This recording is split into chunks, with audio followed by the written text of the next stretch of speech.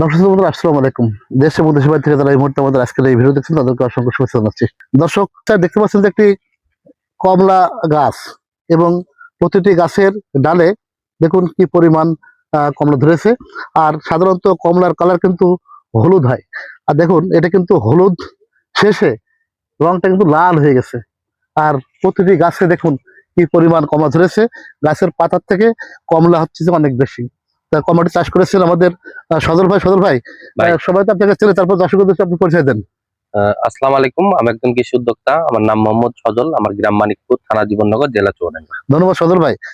এই কমলা কোন জাতের কমলা এটা? এটা হচ্ছে আমেরিকার একটা ভ্যারাইটি। এই জাতটা আমাকে যে দিছিল, সে নাম বলে দিছিল হচ্ছে হানি ম্যান্ডারিন। আচ্ছা। আসলে এটা হানি ম্যান্ডারিন। এটার ভিতরে কোনো টকের কোনো বালাই নেই। এটা হচ্ছে কড়া মিষ্টি। আর সুখবর হচ্ছে আমাদের চাষি ভাইদের জন্য, এটা হচ্ছে অ্যাডভান্স জাত। আমাদের যত দার্জিলিং, সাতকি, এফরার, এইগুলো সব কিন্তু একসাথে পেকে যায়, চায়না কমলা। আর এটা যে সময় পাকে সেই সময় বাংলাদেশে কোনো কমলা পাকে না। এটা সবার অ্যাডভান্স পাকবে। এটা হচ্ছে হানি ম্যান্ডারিন। এই হানি ম্যান্ডারিনটা হচ্ছে আপনার অত্যন্ত মিষ্টি, আর এর খোসাগুলো খুবই পাতলা।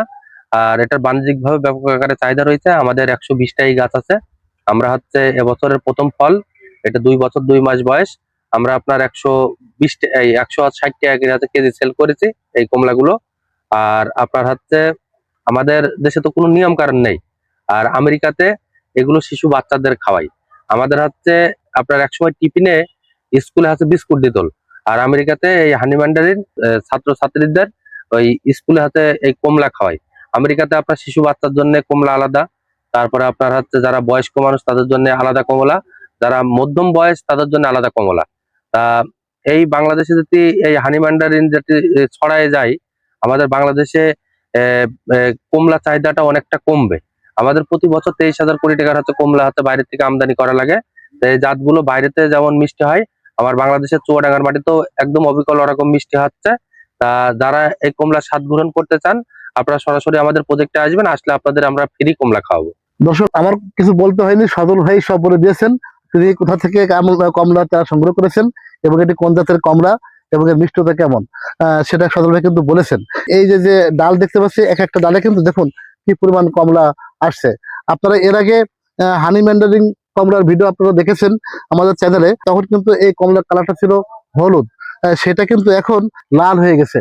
আর সজল ভাই বলেছেন যে আসলে অন্যান্য কমলা থেকে এই কমলার স্বাদটা ভালো, রস বেশি এবং মিষ্টতাও কিন্তু অনেক বেশি পাওয়া গেছে।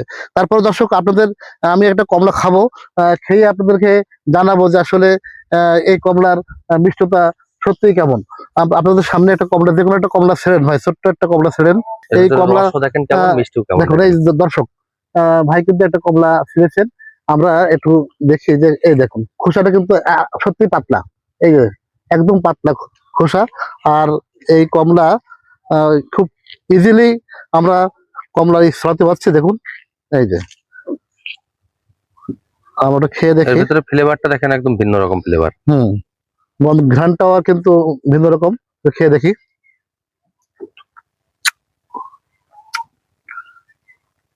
সত্যি ভাই দারুণ মিষ্টি। আমি চায়না কমলা খেয়েছি, চায়না কমলা কিন্তু টক মিষ্টি হয়ে থাকে। দার্জিলিং কমলা খেয়েছি, সেটাও টক মিষ্টি, সেটাও টক মিষ্টি হয়ে থাকে। আর এটা কিন্তু এটা কিন্তু কোনো টক নেই ভাই।